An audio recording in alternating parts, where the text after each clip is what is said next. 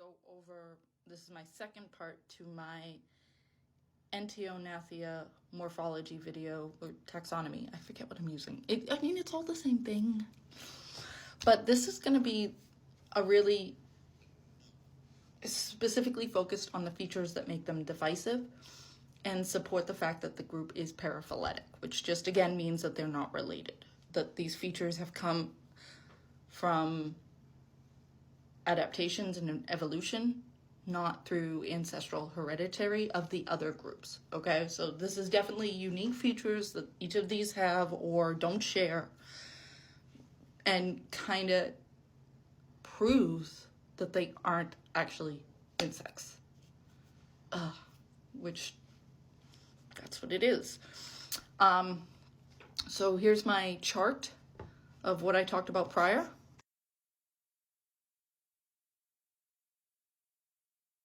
And if you want to go back to the bigger video where I kind of go over this, this is basically the red, one of the first red groups.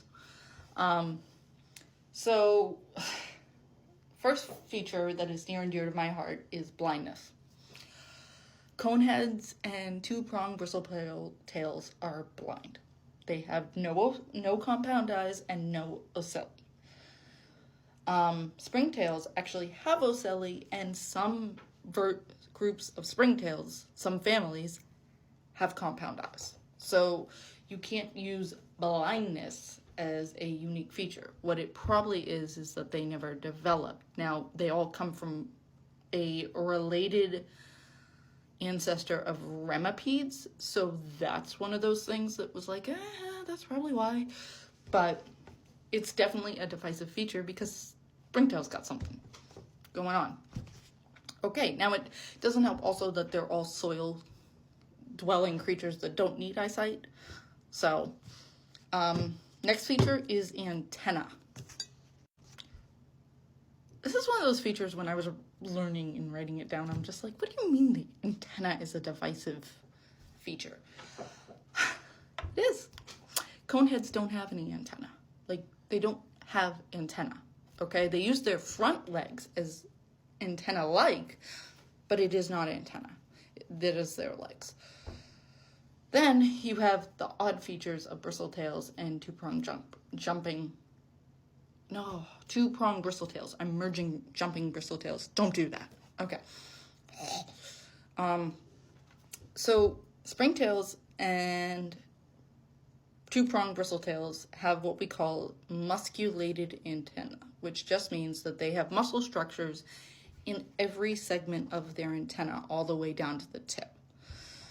Why that matters is because insects, anything in Entognatha, only has muscle structures in the two top segments, okay? So the fact that they have a fully musculated or functioning antenna that can be controlled at different parts of the segment divides them. Interestingly enough, this feature is what led a lot of people in the 19th, 20th century to believe that they are related to myriapods, which is centipedes and millipedes, because they have musculated antenna. So this is one of those things that was kind of like, hey, that supports this model. But in the end, it's just a unique feature between those two groups. The other one. So cerci. Okay, cerci are the end appendages at the abdomen. Now, if you need a reference for this, think of earwigs. And if you don't know what an earwig, Google it. Basically, the two pinchers at the end, those are cerci, okay? Only two-pronged bristletails have cerci. Coneheads and coneheads and springtails don't have them. And coneheads have something different. So, and bristletails have this weird functionality. Two-pronged bristletails, not jumping bristletails. Two-pronged bristletails have this very unique feature that they can drop their cerci. Now, it is different than pulling the cerci off. That is very common with any appendage in any arthropod. No, this is actual dropping, okay? Like a lizard drops a tail. They are able to disconnect the cerci with the rest of their abdomen, and this is used as a defensive strategy, so They're getting chased and they don't want to be eaten. They just drop the cerci and bolt. So that's something they can do that no one else can do. Interestingly enough, that is a similar feature in like some harvestmen, where they can drop their legs. So that's something that's converged on a lot. Going with the cerci, coneheads have something called a telson, which in crustaceans is one of the last segments of the abdomen. It's a tail. It's a very specific feature. Coneheads have one. So that actually supports the crustacean part of the model of evolution, okay? Because that is something very specifically that crustaceans have that coneheads have, but the rest of Entognatha and insects don't have. Fun, right? Okay, I'm going to cover two other things that are kind of bigger things. First is the tracheal system, which is the breathing system or the way that insects diffuse oxygen into their body for cellular respiration. Coneheads don't have any. Like, they have something, but it's definitely not what insects have. And what they have is different than how insects have it, okay? So one big divide is this tracheal system, and how it's set up and what segments it's attached to, okay? So this group does not have the same tracheal system as Entognatha. Springtails have it similar, okay? So springtails have something similar, like it's pretty mirrored, but coneheads, which are supposed to be more related to Entognatha, don't have it. And I do think, actually, correction, I do think there's one family that has something, and I can get into that when I get into proterans. Scales. And I know this does not make any sense, but springtails have scales. And scales matter because that is basically what is part of the insect body. Like, we think of it as like hair and setae, but it's actually more like scales. And if you really need to think of it anyway, think of butterflies and their scales, okay?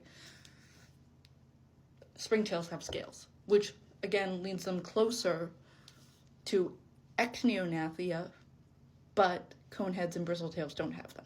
So, and again, don't think of these like fish scales. These are very different. It's just modified chitin hairs, okay, or setae, that are modified to more scale-like features, but we still call it scales. Oh my god. Okay, now here come the really weird ones.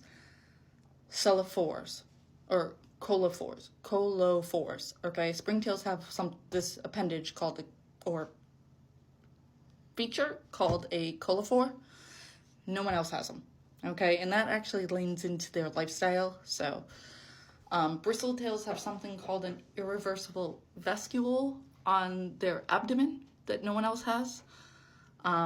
Coneheads have something called abdominal styli, which are vestigial legs that no one else has. Coneheads also have something called a pseudooculi, which no one else has. And then springtails have something, oh my god, okay, I'm gonna say this right. Furcula and tenuculium. Oh my god. That's as good as it's going. I'm only doing it once. Mainly because I say that wrong a lot and it's going to come out very different. Springtails have these. No one else does. So, that feature's all in. When I go into springtails, I'll explain that one. And the last one is the pre-tarsus claw. Springtails have one. Oh my god, springtails don't have that. Coneheads have it. I swear to God, I know what I'm doing. So basically, yeah. So, there you go. There's your features that make them all different. Yay!